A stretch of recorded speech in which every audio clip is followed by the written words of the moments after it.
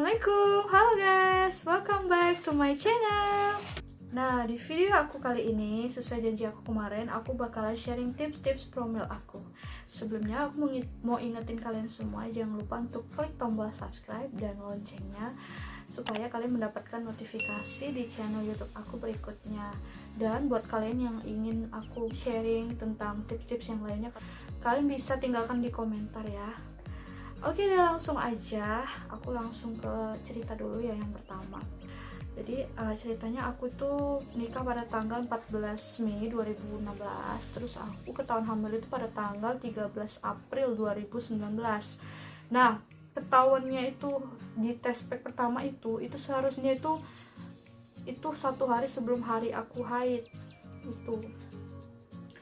Nah, seharusnya itu aku haid tanggal 14 April, tapi tanggal 13 itu aku udah ngerasa kok kayaknya belum ada tanda-tanda gitu ya. Akhirnya aku mutusin deh untuk tes pack dan hasilnya tuh samar. Jadi hasilnya, kalian bisa lihat kan hasilnya samar banget ya. Ini aku lakuin tes pack tanggal 13 April 2019. Kemudian besoknya aku coba tes pack lagi dengan merek yang lain kan. Ternyata dengan merek lain tuh hasilnya semakin jelas guys. Ini aku bungkus pakai plastik ya, kalian bisa lihat tuh tanggal 14 April samar, tapi yang ini kalian lihat dong, wah, garis 2 dong, garis 2. Seneng banget dong ya, karena selama ini aku gak pernah lihat hasil tes pack itu ada 2 garisnya. Senanglah, alhamdulillah, karena penantian 3 tahun gak sia-sia gitu kan, berkat kesabaran dan ikhtiar segala macem gitu. Nah, yang pertama kali aku lakuin itu adalah waktu aku datang ke dokter kandungan, aku dianjurkan untuk menurunkan berat badan. Karena pada saat itu berat badan aku tuh mencapai di angka 80 kilo. Gila gak sih 80 kilo ya? Gede banget aku dulu.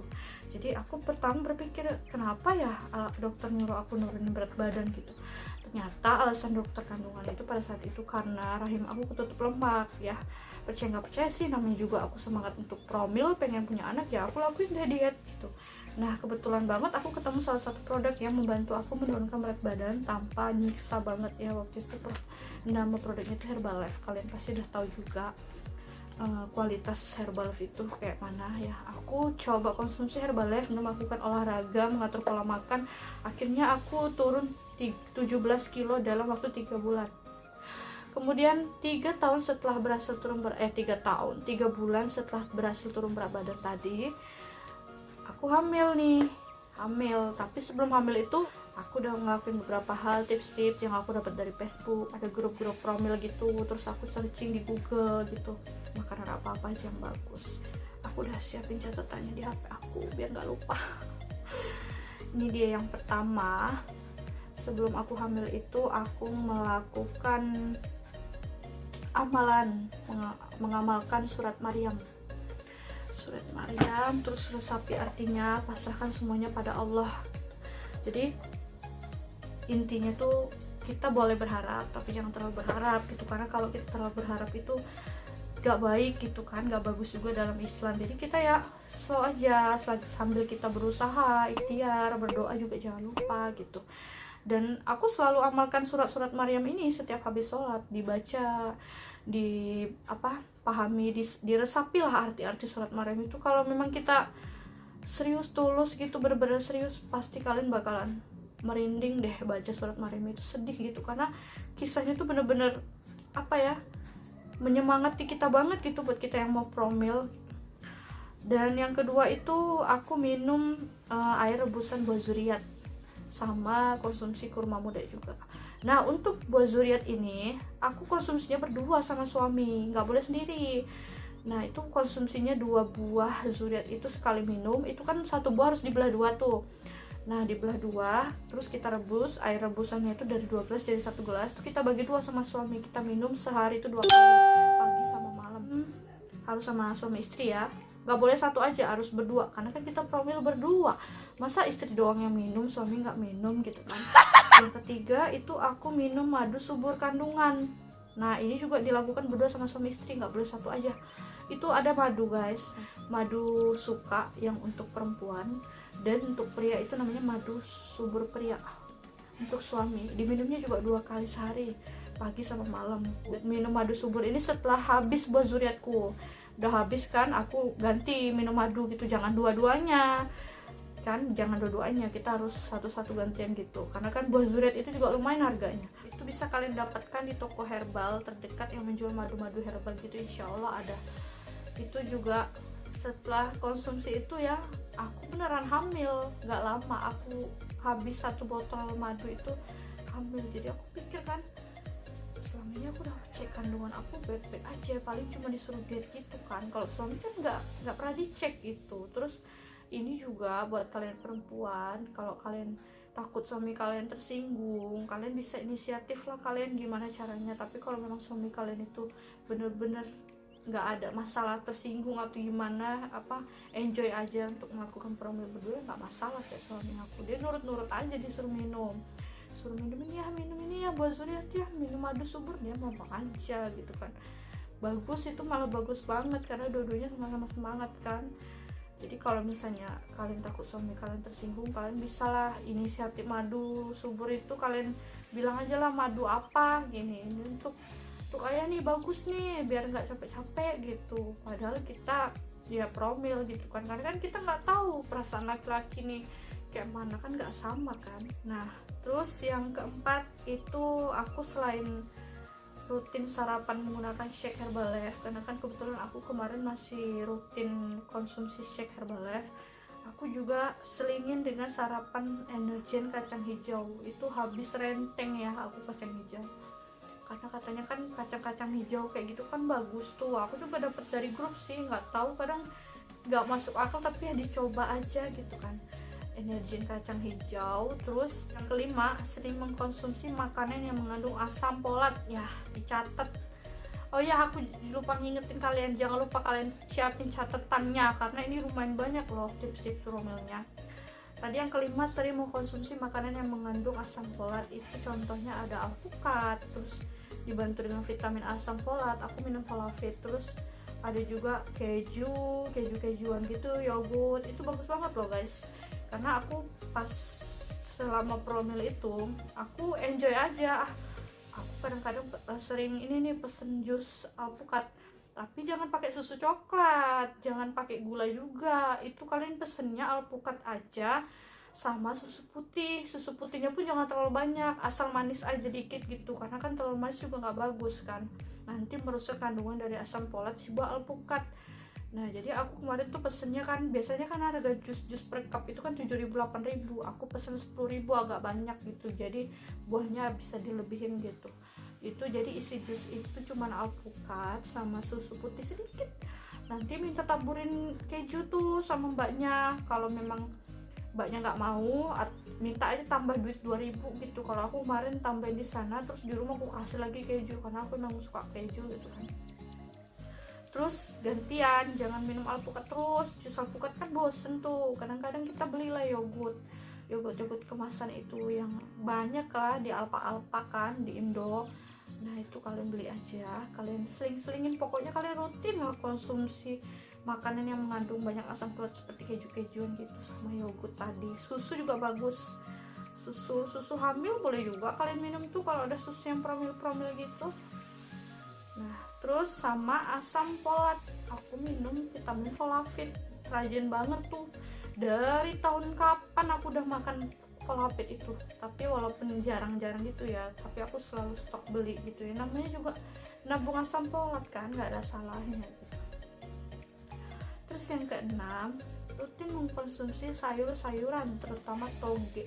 Nah ini dia toge, ada juga di perempuan yang nggak suka toge. Kalau aku kebetulan emang vegetarian, suka banget toge.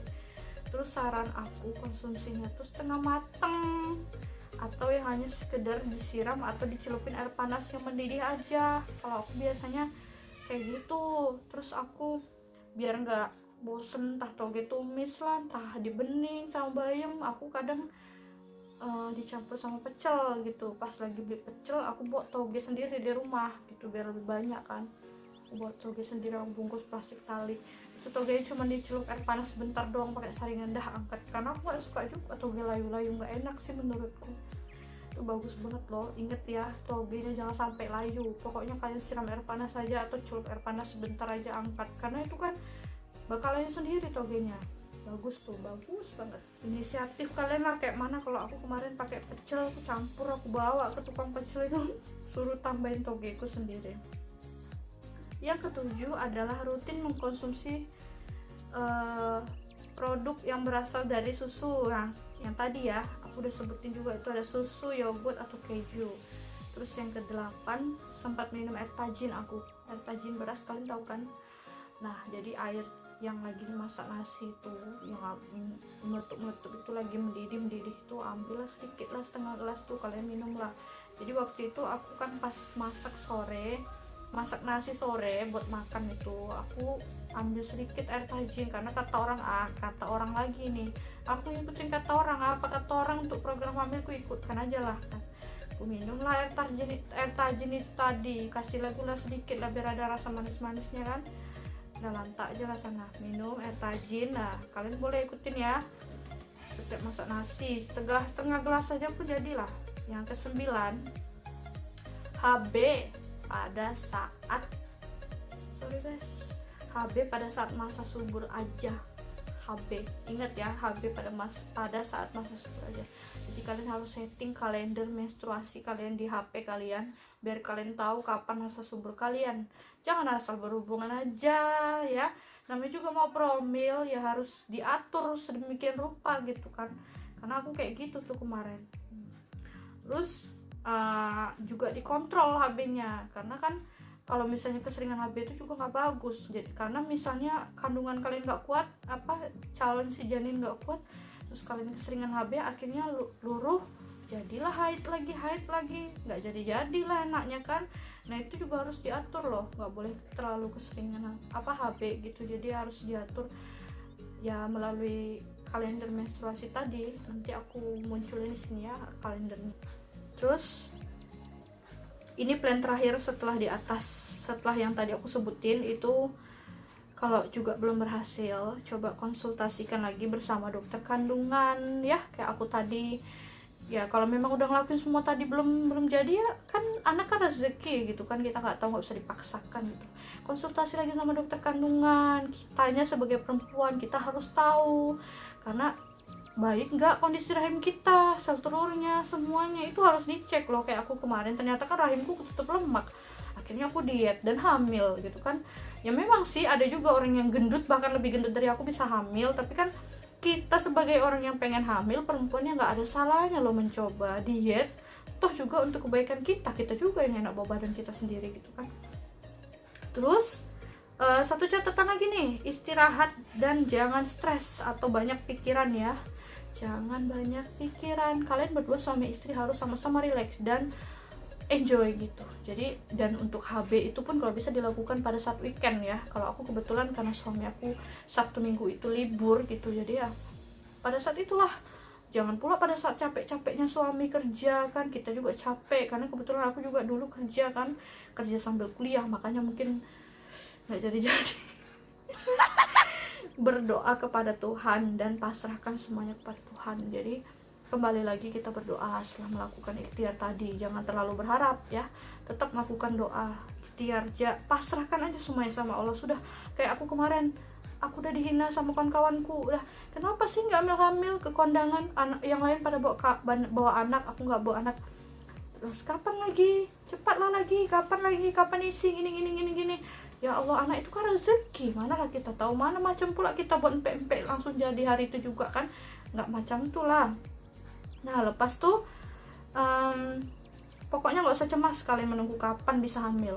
Intinya cuma satu, percaya aja setiap perempuan yang punya rahim pasti bakalan hamil pada waktu yang tepat, pada waktu yang indah, seperti yang sudah Tuhan atur untuk kita. Kayak aku dulu, aku sibuk kan selama hamil itu kerja kuliah, jadi Allah mungkin memang tahu aku harus fokus menyelesaikan kuliahku sampai wisuda, jadi aku memang gak hamil-hamil. Setelah aku selesaikan semua kuliahku, kerjaku, dan aku berhenti kerja, sama sekali gak kerja, istirahat di rumah, fokus promil, akhirnya hamil. Kan rezeki kita nggak ada yang tahu loh guys ya. Kalau memang kita belum hamil setahun 2 tahun, nikmati aja masa-masa pacaran itu, karena kalau udah punya anak semuanya bakal berubah banget. Dan aku ngerasain ya, setelah aku punya anak ini itu beda banget, pasti bisa. Jangan aduh kapan ya hamil. Terus aku juga ada satu cerita nih, pada saat aku sebulan sebelum test pack ini, aku tuh sempet apa ya, pasrah sepasrah-pasrahnya gitu, berdoa sama Allah, kenapa ya aku hamil. Terus kawanku juga ngejek aku gitu, nggak hamil, kenapa nggak hamil gini-gini, nggak subur ya gini-gini ya, kayak mana lah ya kan. Pokoknya belum lagi omongan tetangga, lihat awak gendut kan, lagi isi ya kayak gitu. Tau lah kayak mana perasaan kalian kan, padahal isi, iya emang isi lemak jahat 80 kilo kan, tapi setelah langsing akhirnya hamil. Aduh seneng banget deh. Terus satu lagi tips aku, kalau memang kalian bener-bener udah lama nantiin kehamilan, itu kalau bisa dijaga ya, karena kayak aku kemarin selama 1-3 bulan trimester 1 itu aku bener-bener jaga kandungan aku, nggak kemana-mana, di rumah aja bed rest, karena aku juga pernah riwayat keguguran kan, bed rest. Terus naik motor aja nggak boleh, karena kan aku juga kemarin yang keguguran yang lalu itu terlalu lasak kan bawa motor terus kesana sini. Jadi bener-bener di rumah fokus aja jaga kandungan kalian, minum vitamin kalian, itu vitamin apa aja kalian minum aja, pokoknya yang bagus, yang mahal sekalipun, pokoknya yang terbaik untuk kandungan kalian ya, karena itu hanya terjadi sekali seumur hidup, dan itu pun jarang kan. Kayak aku kemarin 3 tahun baru ngerasain hamil kayak gitu. Itu aja tips dari aku. Pokoknya aku tidak bermaksud menggurui, ini hanya sharing kecil aja. Masih banyak tips-tips yang lainnya, semoga informasi ini bermanfaat untuk kalian semua. Jangan lupa klik tombol subscribe-nya dan share ke teman-teman kalian yang mana tahu kawan-kawan kalian ada yang membutuhkan tips-tips promil aku ini. Oke, sampai ketemu lagi di channel YouTube berikutnya. See you. Assalamualaikum warahmatullahi wabarakatuh.